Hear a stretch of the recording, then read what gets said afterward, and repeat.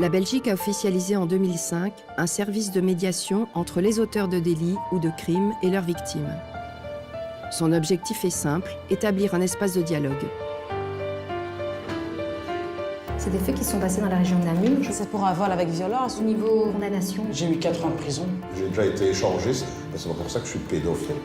L'association médiante, financée par le ministère de la Justice, est la seule mandatée en Belgique francophone pour réaliser ces médiations. Un service considéré comme un droit, accessible avant ou après procès. Je peux dire que je ne ferai plus de conneries dans ce genre-là. Je crois que j'essaie vraiment de passer à autre chose. Je m'en veux, même le fait d'en parler, c'est très dur. Le regard sur la vie sera peut-être différent après.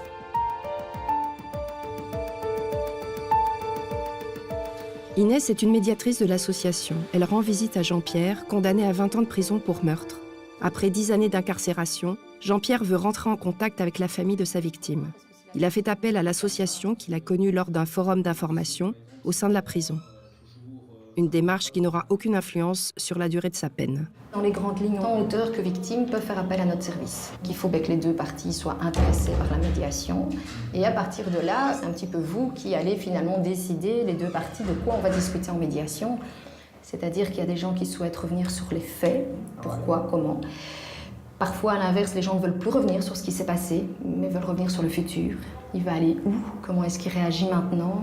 Est-ce qu'il a pris conscience? Et puis, il y a parfois aussi l'aspect financier qui est discuté en médiation. La médiation reste quelque chose aussi tout à fait confidentiel. Donc, c'est-à-dire que nous, on n'est pas là pour rendre des écrits par rapport à ce qui s'est dit, ce qui s'est fait. Je n'ai pas de rapport à rendre ici à la prison ni à qui que ce soit. Toutefois, en effet, si maintenant un accord intervient entre vous et la victime, sur un plan, enfin je vais vous expliquer, mais plus relationnel ou plus financier, eh bien alors là ça a du sens. On rédige un document, mais ce document est signé par vous et par la victime et est transmis au tribunal d'application des peines. Donc voilà, l'idée peut-être un petit peu avec vous, c'est que vous puissiez m'expliquer dans les grandes lignes les faits et surtout mais pourquoi vous avez fait appel à médiante, qu'est-ce qui vous semble utile d'être en contact avec les victimes, qu'est-ce que vous souhaiteriez pouvoir leur dire? Plus ou moins les éclairer. Au moment où j'étais passé aux assises, je n'étais pas psychologiquement bien dans ma peau et tout ça. Donc je ne me suis carrément même pas expliqué du tout. En fait, vous n'avez pas pris la parole? Non. Moi je me souviens qu'une fois, il est venu chez moi. La personne décédée, hein. Oui, j'étais divorcé. Et il vivait un petit peu, bon, comment dire, entre guillemets, un petit peu marginal. Il buvait aussi. On avait tous les deux des problèmes d'alcool. Disons qu'on avait une bonne entente. On partait souvent en vacances ensemble et tout ça. On allait à la mer, passait beaucoup de moments ensemble. Comme je n'ai pas eu de père non plus, bon, il était plus âgé que moi, donc ça m'apportait quelque part un réconfort. J'ai pas été reconnu, mais il est décédé, mon père. Et donc je n'ai plus ma mère. J'ai pas d'autre famille, j'ai personne d'autre en Belgique parce qu'elle est d'origine hongroise. Donc j'avais fini par m'attacher à ce monsieur. Le jour des faits, qu'est-ce qui s'est passé, un peu le contexte?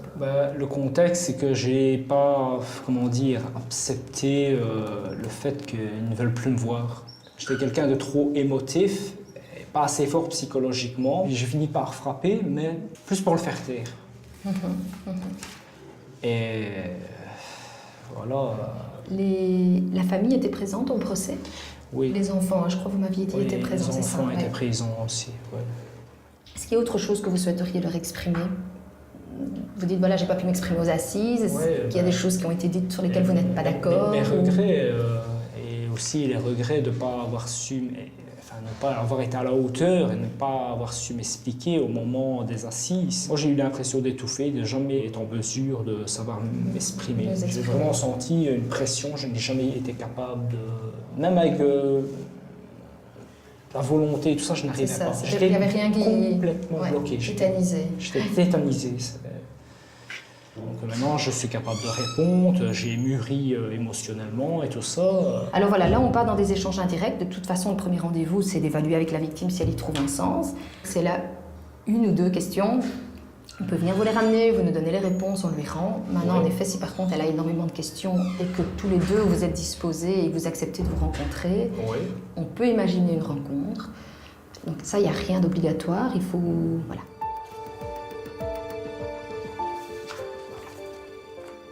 se rend compte que parfois l'auteur ne s'imagine pas les questions que peuvent avoir les victimes. Ils étaient présents, ils savent pourquoi ils ont fait ça, pour eux tout est clair. Et à l'inverse, on se rend compte que du côté de la victime, il y a parfois des questions énormes. Dans Médiante, quand même, le point de départ, c'est d'ouvrir cet espace de communication, permettre aux gens de pouvoir parler, discuter. Si l'auteur nous contacte uniquement pour indemniser, mais ne veut rien dire, rien entendre, veut juste un numéro de compte, normalement, dans l'absolu, l'idée, c'est qu'on ne prend pas ce genre de dossier et alors on les renvoie vers le service d'aide aux détenus. Le minimum pour qu'on intervienne, c'est alors leur demander si les victimes ont des questions, s'ils acceptent de répondre aux questions. Voilà, et j'ai envie de dire, une fois qu'on a ça, uniquement ça, de se dire qu'en tout cas, ils se mettent à la disponibilité des victimes si elles ont des questions à poser, là, ça prend tout son sens.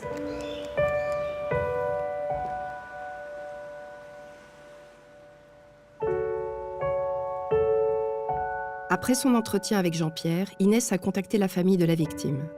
Seule sa fille, Isabelle, a accepté dans un premier temps de rencontrer la médiatrice.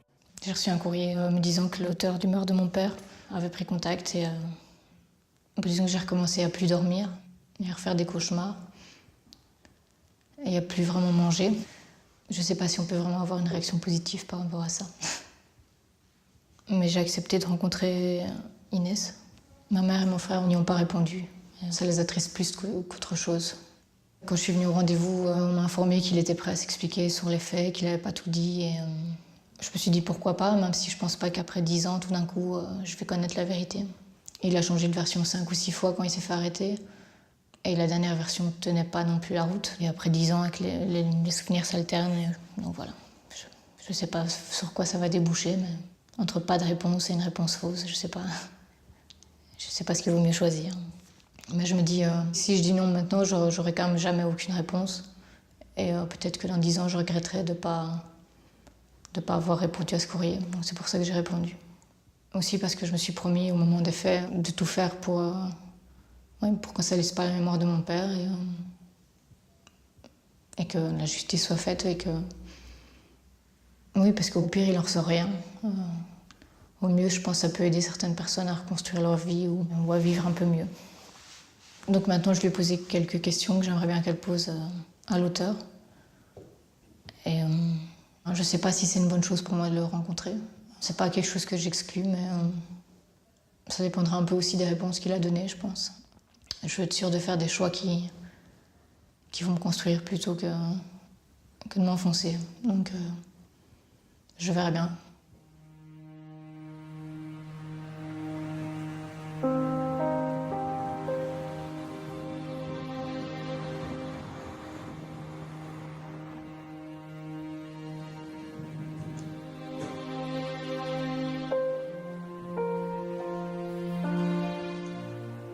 Moi, je vais renvoyer à monsieur ce que me dit madame. Donc, en posant les questions, je parle quelque part au nom de madame, je reprends les termes de madame. Donc, je ne me positionne jamais, moi, évidemment, en tant que personne. Voilà, et si monsieur vient dire autre chose, je n'ai pas à me positionner sur ça. Je renverrai ça à madame et c'est elle qui se positionnera.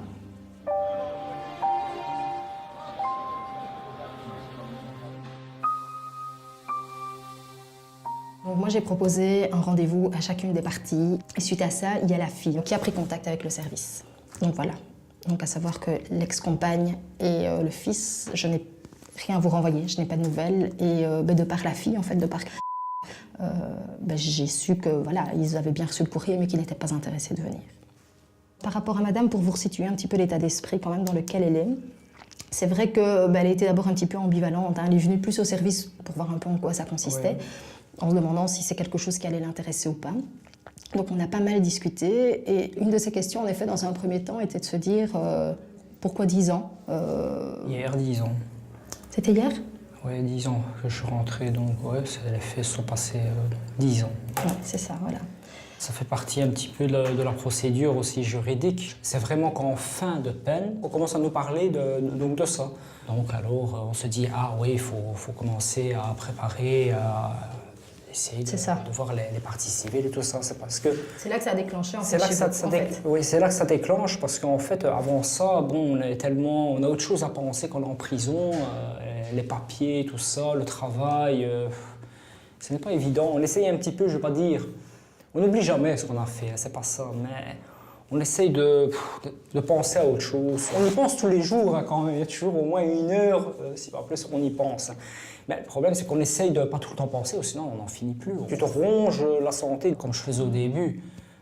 J'avais maigri presque comme maintenant, et c'est plus possible. Ok, enfin voilà, ça c'est vrai que ça a été une de ses premières questions. Et puis dit-elle, dans vos déclarations, dans ce qui a après été dit aux assises, qu'il y a eu énormément de versions différentes de votre part.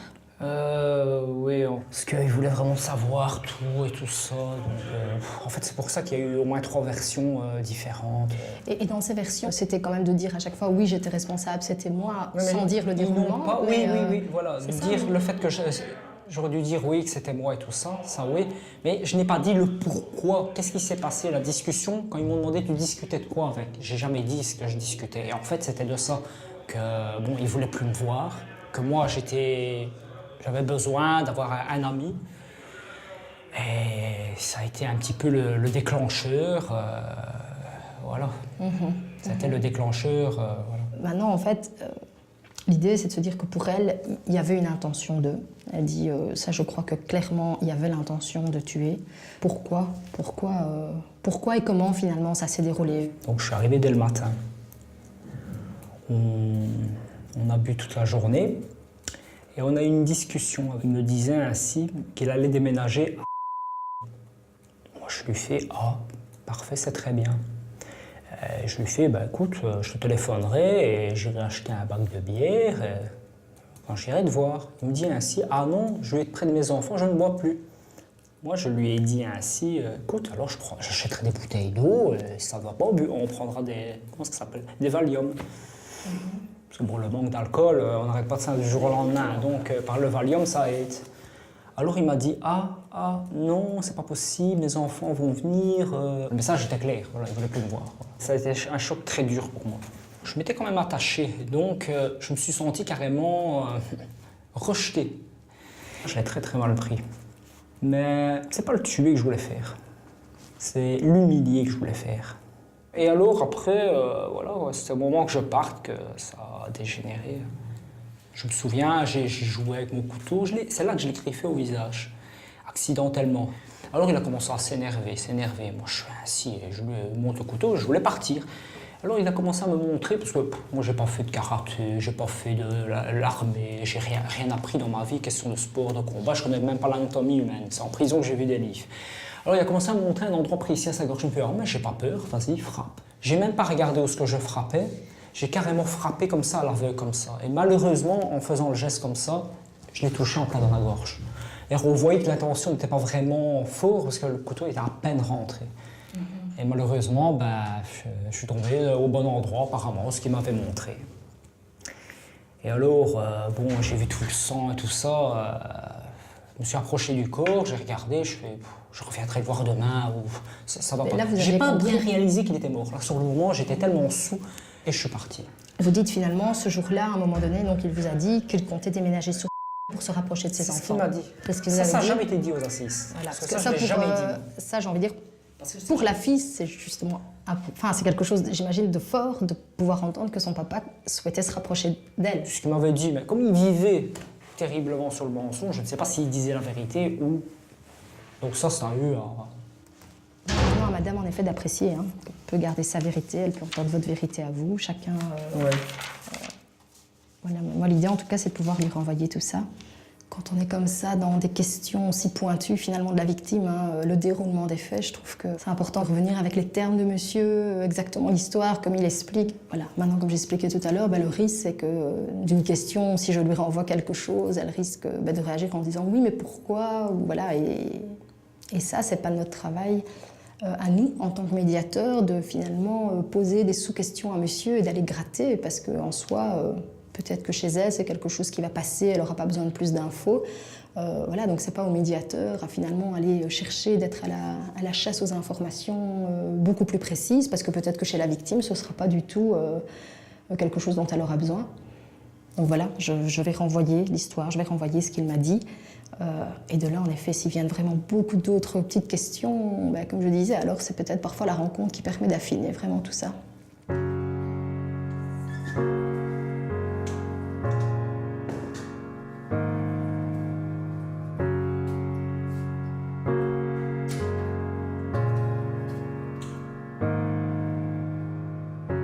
pas eu plus de questions, mais j'ai pas non plus eu de réponse. Vu qu'il a maintenu sa version, qui n'est pas possible juste par exemple parce que mon père a été tué avec un coup de couteau dans la carotide. S'il avait été tué debout, les traces de sang auraient été très hautes. Elles ne l'étaient pas. Donc mon père était couché ou à quatre pattes au moment du meurtre.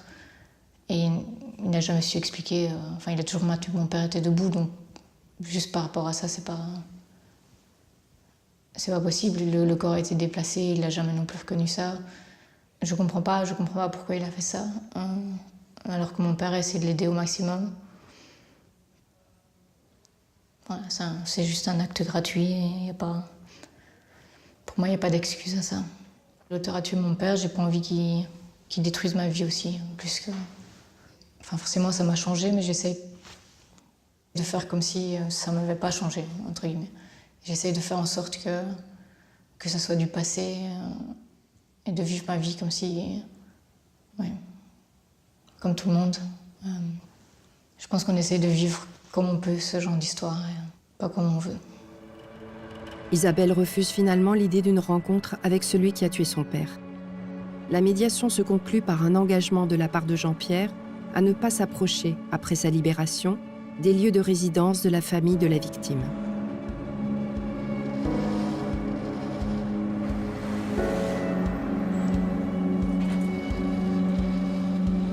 L'offre de médiation est proposée indifféremment aux victimes et aux auteurs par tous les relais de la justice belge.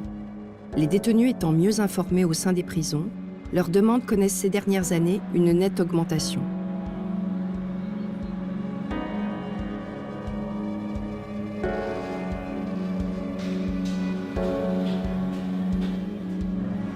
Sarah est médiatrice. Elle a rendez-vous avec Christian, incarcéré pour vol avec violence. En fait, il est puni. Mais il va pouvoir quand même venir. Alors, c'est ça qu'on est en train de se renseigner. Oh. D'accord, ça va. Nathan, Ça arrive parfois que les détenus soient au cachot. Parfois, on nous autorise malgré tout à les voir. Et parfois, ils sont punis, donc on peut reprendre sa voiture et repartir. Il va venir? Merci, super. Je trouve qu'il y a une exagération. Voilà, qu'on me punisse pour le GSM. Donc, je suis à moi strict, je redescends d'étage. Je ne peux pas aller au préau. Je ne peux pas avoir des contacts avec aucun autre détenu. Qu'on ait une sanction, je suis d'accord. Je suis puni. Mais en plus de ça, on me supprime mes visites à table avec ma fille, donc des contacts personnels, je ne peux pas en avoir. Et des contacts téléphoniques, non plus. Une fois par semaine, 5 minutes. Non, ça ne va pas. Je suis vraiment pas bien. Je suis à bout. Et en même temps, j'ai beaucoup d'idées noires. Et ça va de pire en pire. Elle a quel âge, votre fille? 9 ans. Elle comprend pas.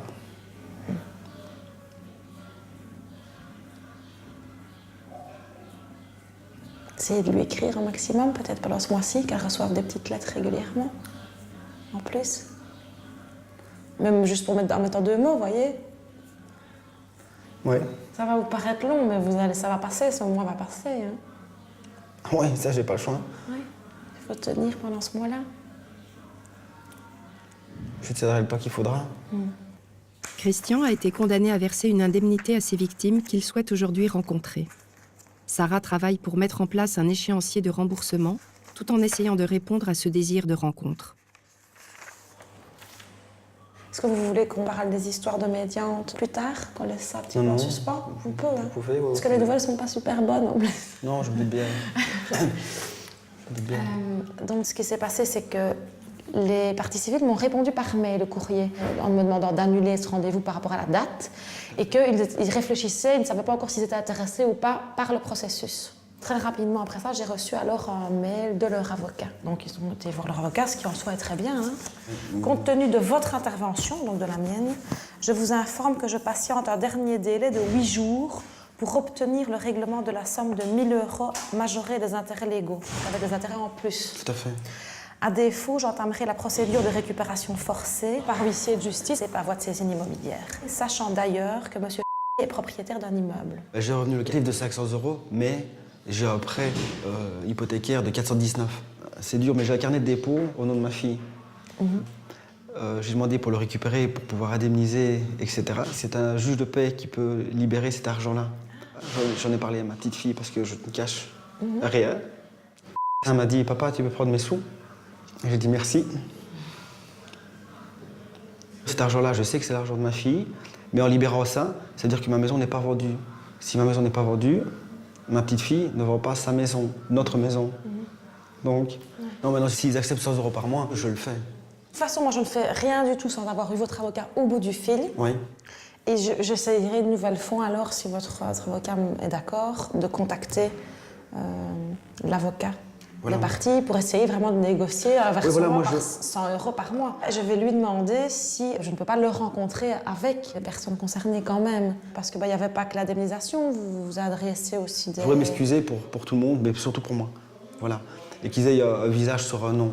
Je ne suis pas une mauvaise personne, même si j'ai connu de mauvaises choses. Je regrette vraiment ce qui s'est passé. Pour tout. Pour la peine, pour la prison, pour ma fille, pour les gens. Bon, c'est vraiment un tout. De leur dire de vive voix, je trouve que ce serait le mieux. C'est plus facile de parler que de faire un écrit, etc. Et aussi pour ma petite fille, parce que ma petite fille sait pourquoi je suis ici. Sa maman lui a dit, elle a 9 ans, elle ne comprend pas. Elle sait que c'est pour attaquer à main armée, avec une arme. Et je lui ai expliqué, papa, il a fait ça pour avoir des sous. Donc elle sait bien que c'est pas bien. Mais j'ai dit, je vais essayer de voir les personnes et de m'excuser. Ben oui, papa, ce serait bien. C'est un peu un message qu'on veut lui faire passer. Ben, je vais essayer. Je vais faire un maximum de tous les côtés. Donc votre avocat, leur avocat et eux directement. Bon courage. On ne privilège pas du tout la rencontre. On privilégie ce que les gens attendent. On met en parenthèse la demande de monsieur. Ce pourquoi lui, il fait la demande. Ce qui nous intéresse, c'est de savoir si la personne, elle a elle-même un intérêt à rentrer dans un processus de médiation. Parce que le but, c'est que les deux aient un intérêt. Et s'ils sont tous les deux, ils ont tous les deux des besoins et des attentes, alors on lui demande si elle est d'accord de savoir ce que l'auteur lui veut. Mais notre objectif, c'est que la personne elle en tire quelque chose aussi. Sinon, il n'y a pas de médiation. Bonjour Maître Montiel, Sarah Mency à l'appareil. J'aurais aimé m'entretenir avec vous au sujet du dossier de votre client, puisque nos démarches de médiation portent à la fois sur la possibilité de dédommagement, d'indemnisation et sur des aspects plus personnels, relationnels de questionnement. Est-ce que vous allez revoir prochainement, monsieur? Ah d'accord, je peux oublier. Mais comme ça, je le dis à l'auteur. Je dis à l'auteur, ben voilà, vous avez fait vos démarches, il n'y a pas d'attente particulière de l'autre côté, voilà, c'est terminé pour l'instant. Les victimes ne souhaitent pas rencontrer Christian, mais un accord a été conclu sur les modalités d'indemnisation. La saisie immobilière que craignait Christian n'aura finalement pas lieu. Je suis rassurée pour vous. Je suis sauvée, quoi. Je suis rassurée pour vous. Par contre, la possibilité de leur expliquer que vous avez envie de... Mais ça, ils n'ont pas répondu. On ne peut pas les forcer. Moi, non, je pense que les personnes ont voulu tourner la page, c'est peut-être pour ça qu'ils possible, je ne sais pas. Maintenant, si un jour, une des personnes se dit j'aurais envie de poser une question, ou il y a quelque chose qui me chipote, ils peuvent toujours me recontacter et moi, je reviens vers vous à ce moment-là. Tout à fait. En tout cas, de manière administrative, je vais clore le dossier. Je ne vous aurais pas vraiment aidé beaucoup. Ben, vous avez essayé de m'aider, c'est le principal, c'est déjà bien. Ouais, moi, j'ai fait la démarche, je ne sais rien faire d'autre. Je pense pas. Je suis coincé d'un côté, donc... Je pense pas. Fatalement, il y a une petite déception de ne pas avoir pu m'assurer auprès des personnes qu'elles n'ont pas des besoins en elles ou des attentes, des préoccupations auxquelles l'auteur pourrait répondre. Ne pas avoir pu leur expliquer de vive voix ce que le service pourrait avoir à leur offrir. Maintenant, elles sont peut-être tout à fait assez grandes pour avoir tout à fait compris ce qu'on offrait par le courrier. J'ai pas une déception. Moi, j'ai fait ce que j'avais à faire pour les parties civiles. Maintenant, s'il ne veut pas répondre, je peux comprendre aussi qu'on est au choc et ne décide pas de répondre. Ou alors ont peur aussi de me rencontrer pour voir un visage alors qu'ils n'ont qu'un nom. Maintenant, j'aurais préféré leur expliquer, vu que j'ai minimisé l'histoire. Maintenant, s'ils ne veulent pas le faire, je ne peux pas les obliger. Mais moi, vis-à-vis de moi, je me sens soulagé d'avoir fait ça. C'est leur droit de ne pas répondre, c'est leur droit de ne pas avoir envie d'être en contact avec l'auteur, c'est leur droit de ne pas avoir de besoin ni d'attente vis-à-vis de lui. Donc ça peut être regrettable pour lui, mais c'est tout à fait respectable du point de vue des victimes. Pour les médiateurs, la rencontre entre auteur et victime n'est pas une finalité. Un dossier de médiation réussi passe aussi par un simple accord ou par un échange indirect qui permet aux deux parties d'en retirer quelque chose de positif, ou simplement de répondre à des questions que le procès aurait laissées sans réponse.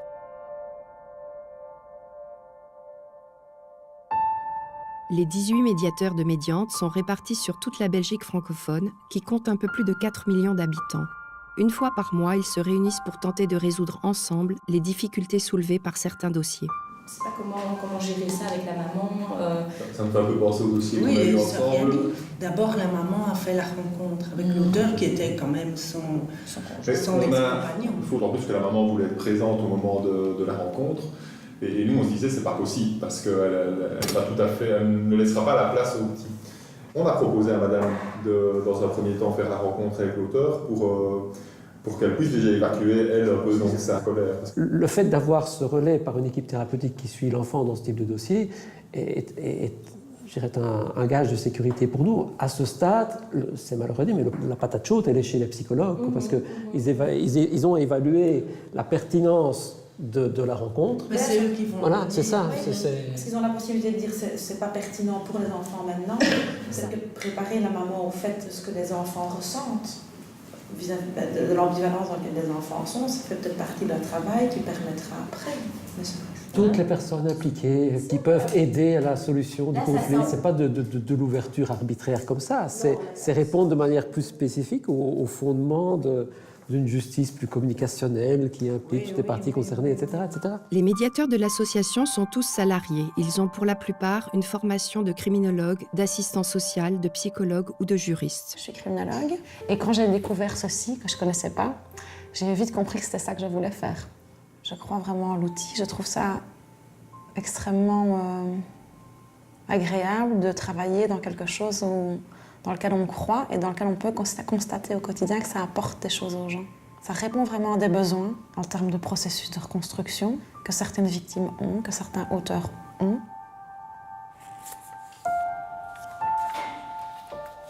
Sarah a rendez-vous avec Hubert, incarcéré pour vol. Il a été condamné à rembourser ses victimes. Un accord portant sur une indemnisation a été conclu.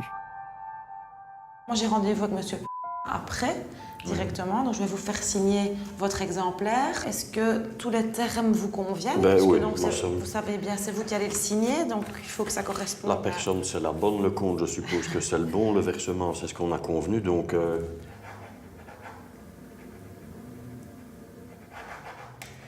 Et maintenant, indépendamment de l'accord, moi j'ai rencontré monsieur. Il n'a pas d'attente particulière, si ce n'est de se dire, ben voilà, j'espère que ce monsieur-là ne recommettra plus ce genre de fait. Et alors, il s'étonnait juste, parce que lui n'avait pas porté plainte au départ, il a été retrouvé par la police à la suite de vos aveux. Et donc ça, il n'a pas bien compris la boucle, il dit, ben, comment ça se fait que ce monsieur a avoué des faits? Dans la vie, on a, avec le temps, je vais dire, ils viennent des remords. On a des remords de ce qu'on fait. Donc quand moi j'ai été arrêté, j'ai dit, ben, pris pour être pris. Il faut pouvoir dire à un moment donné, voilà, j'ai pas été correct, voilà le morceau de chemin que j'ai fait, voilà ce que j'ai fait. Je sais bien qu'on ne répare rien, parce que quand c'est introduit chez quelqu'un, ben, il y a une peine qui reste en elle, hein, une crainte, une peur. Voilà, c'est une intrusion chez une personne qui se sentira peut-être toute sa vie mal de ce qu'on a connu. Donc ça, j'ai bien compris, mais ça, on ne sait pas réparer, il n'y a pas d'argent pour ça. Donc dire d'une part, je veux bien rembourser, etc., c'est la démarche la mieux que je puisse faire par rapport à mon dossier. Je réalise quand je rembourse chaque fois 40 € ici, ça représente 3 journées de travail, quoi.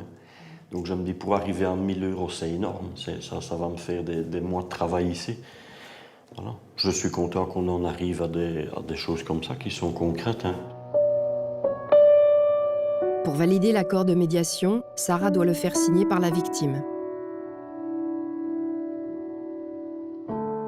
Alors, monsieur a aussi exprimé le souhait, il aurait bien voulu vous adresser ses regrets par écrit.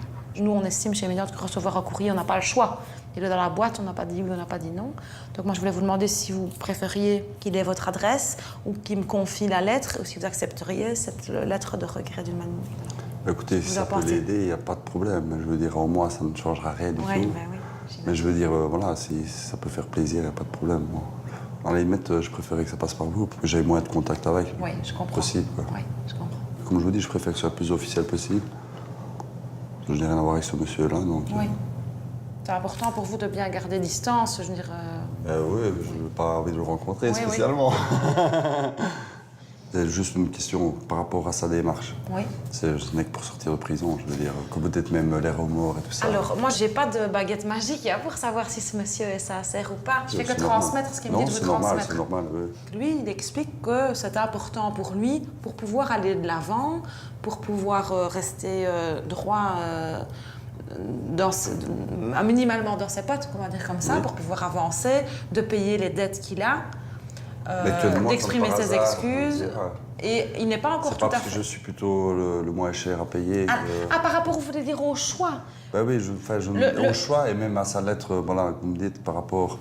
c'est pas plutôt pour pouvoir sortir de prison. Le tribunal d'application des peines demande notamment aux détenus s'ils ont fait des démarches, quel est leur état d'esprit vis-à-vis des victimes, s'ils ont fait des démarches, s'ils ont remboursé leur dette par rapport à ces victimes-là. Donc je pense que c'est peut-être un point positif pour eux de pouvoir dire oui, j'ai commencé à payer mes victimes, je me suis excusée, mais en tout cas c'est pas ça qui fait qu'ils sortent.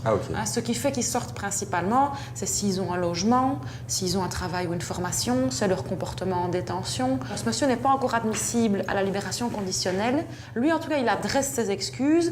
Et en plus de payer et en plus de me les adresser à moi pour vous les transmettre, il souhaite vous transmettre un petit mot qui ne sera montré à personne. Enfin, je veux dire, moi, je ne vais pas lui faire une attestation pour lui dire sachez monsieur je veux dire la sortie pour essayer d'avoir sa sortie de prison. Enfin, le tribunal ne trouvera pas ça très sincère de faire une copie d'une lettre qu'on adresse à quelqu'un. Je ne suis pas sûre qu'il puisse s'en servir. Je vous parle en toute franchise et en toute sincérité. L'important pour vous, comme pour moi dans le processus, c'était de se dire ok, ça peut lui servir éventuellement, mais est-ce que si ça peut me servir à moi aussi, je suis preneur quand même, quoi. C'était un peu ça l'idée quand on s'est vu la première fois. C'est parce que j'ai une prise de conscience des actes que j'ai commis que je ne veux plus commettre. Puis il faut savoir aussi que j'ai eu une tumeur entre-temps, donc ça m'a ouvert un autre regard sur la vie. Dans la vie, on court, et puis un jour, quand on a quelque chose de grave au niveau santé, on voudrait que le temps se ralentisse. Et je me dis, j'aurais préféré avoir une vie, maintenant que je me rends compte, de prendre le temps de tout analyser et de vivre vraiment pleinement les choses, plutôt que de vivre dans un esprit de panique, de conséquences, de vol, et tout cet engrenage judiciaire qui, quelque part, m'a énormément meurtri en moi-même aussi. C'est sûr que maintenant, voilà, de moi-même, je peux dire que je ne ferai plus de conneries dans ce genre-là, ça c'est sûr, parce que je n'en ai pas envie, parce que ça me semble tout à fait dérisoire et que ce n'est pas toléré dans la société. Et puis je pense aussi que même si émotionnellement dans la vie on souffre, ça ne justifie en rien qu'il y ait des actes de violence ou des actes de délits qui soient commis. Honnêtement, je sais bien qu'il y a des gens qui ont besoin de sous et qu'il faut qu'ils en trouvent absolument, mais ça ne me touche pas parce qu'il y a beaucoup de gens qui ont des problèmes qui ne viennent pas des choses comme ça.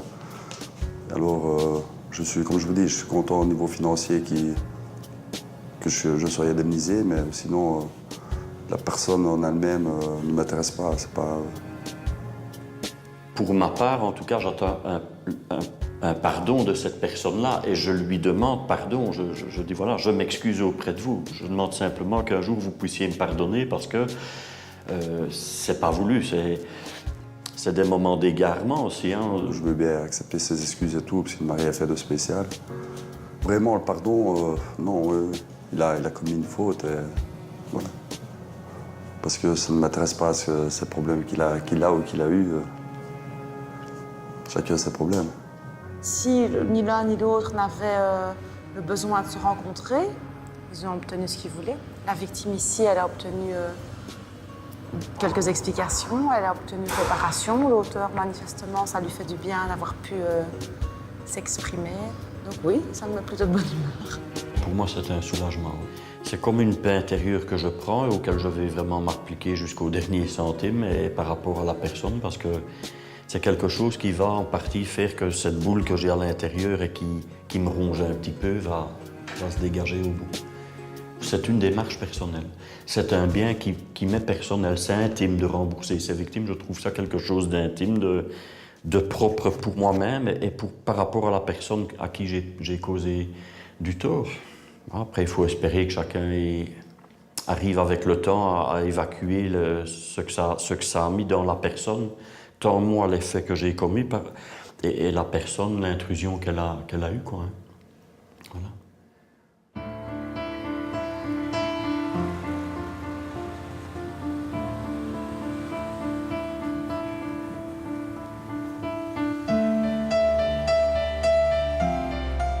Il y a 3 ans, lors d'une soirée avec 2 amis, Sylvain décédait d'une overdose à l'âge de 20 ans. C'était la première fois qu'il faisait usage de drogue dure. Les 2 copains qui l'accompagnaient et qui lui fournirent la drogue furent condamnés pour homicide sans intention de donner la mort. La mère de Sylvain souhaite aujourd'hui les rencontrer. L'un d'entre eux, Osman, qui est en liberté conditionnelle, a accepté. Marie-Cécile prépare depuis plusieurs semaines cette rencontre à venir.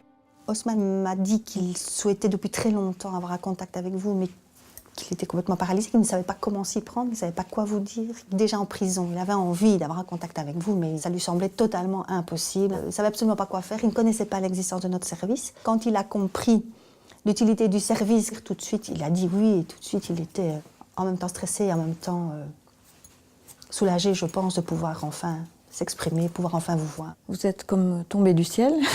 C'est un peu pour, ça, oui. Ben oui, un peu ça, par oui, rapport oui, à oui, monsieur oui, en tout cas. oui, oui. Puisqu'on était un peu coincés avec le même Oui, désir, oui, chacun de son côté. Tout à fait.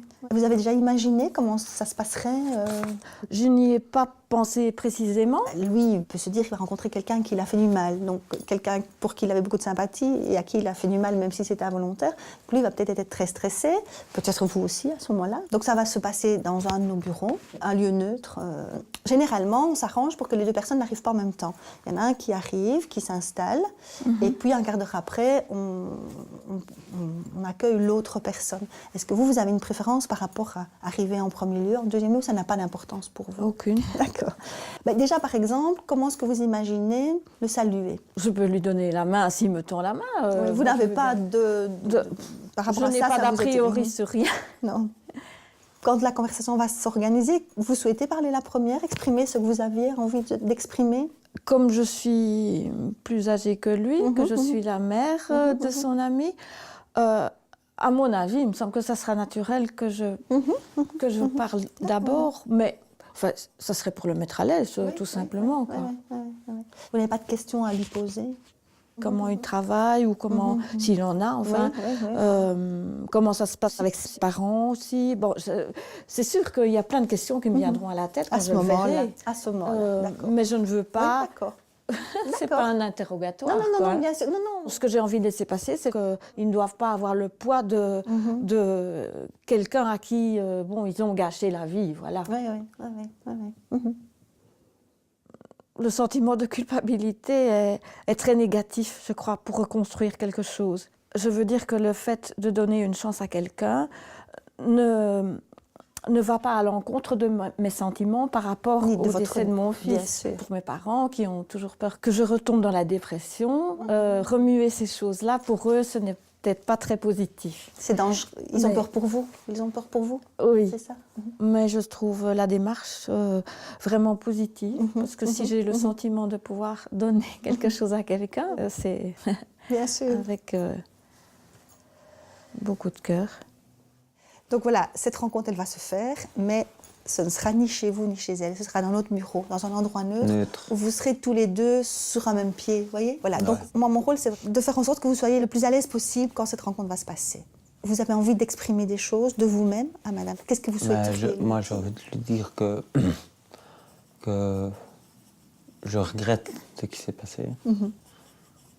Si je peux faire marche arrière, évidemment, je le ferai. On a fait des bêtises. On n'a pas réfléchi.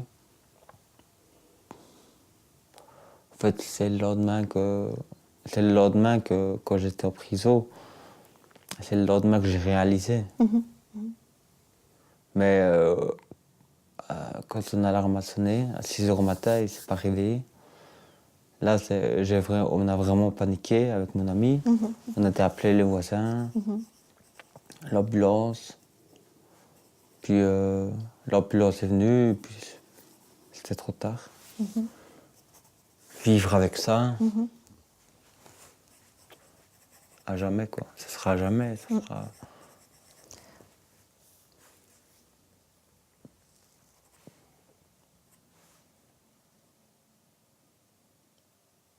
Mais je crois que cette expérience-là, elle peut me faire que du bien. Rencontrer madame, vous voulez dire, oui, je Voilà, pense. rencontrer Je madame, pense, ouais. parce que Ouais. Mhm. je n'osais pas y aller. Et ce que je voudrais savoir, c'est que si elle... ce qu'elle ressent, quoi. Est-ce que tout est clair par rapport à ce qui va se passer aux jours qui arrivent, aux jours qui viennent? Oui, c'est clair, ouais. Je suis content. Que ça se fasse. Que ça se fasse. Mais ça me fait toujours... je sais pas, je trouve pas les mots. Mais c'est pas facile. Mais je suis content de le faire. Mais c'est pas facile. Parce que ça me replonge. Oui, dans des choses que vous avez passé. envie d'oublier, peut-être, ça c'est sûr. Bah, ça, c'est sûr. voilà. Mais si c'est pour mieux rebondir après, Mais ça c'est peut... ouais, voilà, c'est pour me rebondir après. Je m'en veux. Mais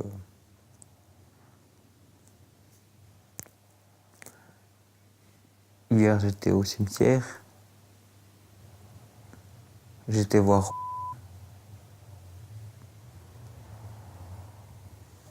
Et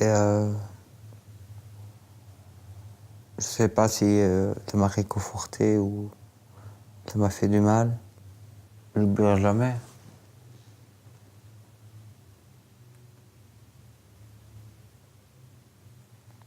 Et franchement, je lui parle encore, quoi. Je lui parle. Je lui parle. C'est moche que moi je sois encore là et lui il est plus là, quoi. C'est moche. J'ai pleuré assez. J'ai pleuré assez et ça me rend triste d'en parler, mais je pleure pas, quoi. Je suis marqué à vie, quoi. Mais je sais pas comment je peux vaincre ça. Comment je peux aller au-delà. Tout le monde est victime, quelque part, des faits, du regard des autres. Honnêtement, moi j'ai été vraiment très surprise que ce service existait. J'en ignorais totalement l'existence. Et j'ai été emballée parce que justement je trouve que c'est un monde dans lequel, quand on fait une faute, elle est parfois difficilement réparable. Et alors la culpabilité domine et la culpabilité entraîne une grande détresse à vie, je dirais. Et donc avoir cette chance, je trouve que c'est une occasion. C'est une occasion qu'on ne peut pas négliger. C'est un peu, oui, redonner une chance à quelqu'un de retrouver un équilibre personnel et un possible épanouissement. Sans quoi la satisfaction de vivre n'est pas présente. La maman de la victime, elle peut me dire tout ce qu'elle veut. Ça me fera pas changer d'avis, quoi. C'est comme ça. Mais j'apprécie ce geste et franchement, je la trouve super forte. Super courageuse. Parce qu'elle a perdu son enfant. Et je le souhaite à aucune maman. Moi, j'ai très dur. Très dur. Mais elle, je sais pas comment elle fait. Oser la regarder en face et ça va être dur, quoi. Si je le fais pour lui, je le fais pour moi aussi. Moi, je le fais plus pour elle, pour lui rendre honneur. J'attends rien. C'est moi qui dois dire pardon. Mais je sais pas si mon pardon va suffire.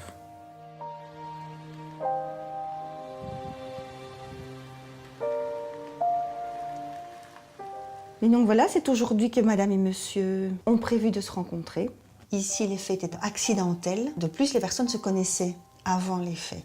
Donc c'est un contexte tout à fait particulier. Bien souvent, la rencontre permet de couper un lien infernal qui a été créé involontairement et qui ramène toujours la victime à son agresseur, dans sa tête en tout cas. On n'est pas là généralement pour recréer du lien. C'est ça qui fait, je pense, une grande différence entre cette situation-ci et les situations qu'on traite d'habitude. Donc madame va d'abord arriver, elle va s'installer, je vais un peu voir avec elle comment elle se sent, parce que c'est quand même des moments importants, mais en même temps stressants. Et puis, disons plus ou moins un quart d'heure après, monsieur va arriver, donc je ferai l'accueil avec lui, mais dans une autre pièce. La même chose, je vais voir comment il se sent. Et quand les deux se sentent le plus à l'aise possible, eh bien, je vais faire entrer monsieur dans la pièce et voilà. Bonjour. Bonjour. Ça va? Oui, ça va.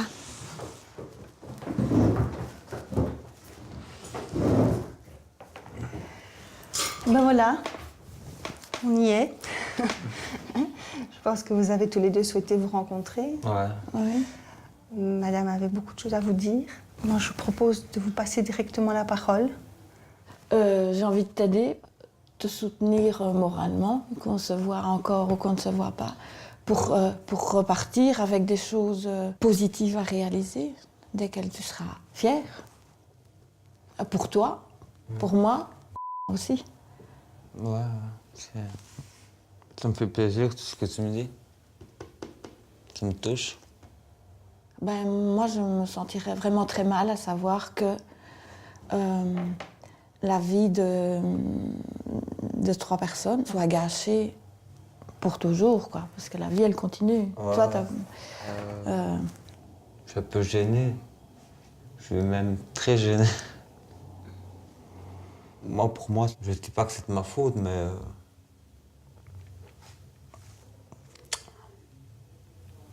Vous portez ce poids-là. Je porte ce poids-là un petit peu quand même. Il faut admettre qu'on a fait une grosse boulette, une méga boulette. C'est pas facile à gérer. Non, pas du tout. Non, j'en suis bien consciente. Ça doit être très lourd à porter. Et pourquoi c'est moi? Pourquoi c'est toi? C'est... Il n'y a pas de réponse. Il n'y a pas de réponse et ça sert à rien d'en chercher une, c'est inutile. Moi, la seule chose dans laquelle je peux alléger ce fardeau, c'est te dire que je ne t'en veux pas. C'est vraiment courageux. Ce que tu dis là, c'est... chapeau. C'est gentil de me le dire, mais honnêtement, je le fais spontanément. J'ai pas dû me forcer. Non, moi, ce qui est important pour moi, vraiment, c'est que tu aies envie de repartir avec des projets et quelque chose qui t'entoure et qui te fait démarrer dans un sens qui soit bon pour toi, quoi. J'essaye. Je me fais suivre par un psychologue, je fais ma thérapie, je me fais suivre par un assistant social, je suis encadré, quoi. Ouais, c'est bien, c'est important. Ouais, c'est bien. Parce que je veux m'en sortir aussi, quoi. Ouais. Je veux me sortir de là. Ça fait une formation aussi. J'ai une formation miroir à Gogo. C'est une formation qui fait connaître le milieu artistique. Au fait de l'art plastique, du théâtre. Ouais. Ça permet de s'exprimer plus facilement, d'avoir moins peur. Toi, le côté artistique, je suis sûre et certaine que ça t'apporte beaucoup. C'est pas un hasard non plus que tu étais un ami de... Lui aussi, très sensible. Il est très sensible. Il est très doux. Et à un niveau artistique aussi. Il est très sensible, généreux. Ouais. C'est l'image qu'il faut garder. C'est l'image que je garde de quoi. Et je suis sûre qu'il serait très content que tu ailles bien. Moi, je suis content. Après la petite rencontre qu'on a eue, je suis content. Et je trouve ça très joli de ta part. Moins de la tienne. Voilà. On a pas la même.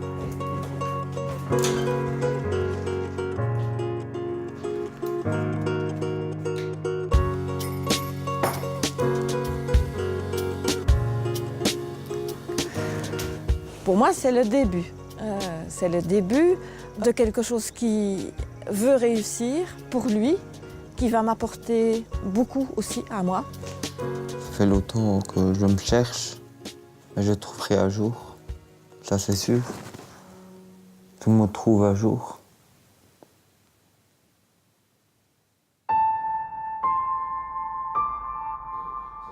La justice réparatrice est aujourd'hui présente sous diverses formes dans de nombreux pays. Au Canada, le gouvernement considère, chiffre à l'appui, qu'elle réduit de manière significative le taux de récidive. En Europe, grâce à l'action de Médiante, la Belgique fait figure de modèle. Depuis sa création, l'association a enregistré 11 000 demandes de médiation. 4 500 ont débouché sur un accord et 700 rencontres entre auteurs et victimes ont été rendues possibles. La France, elle, n'a toujours pas intégré la justice réparatrice à son système judiciaire.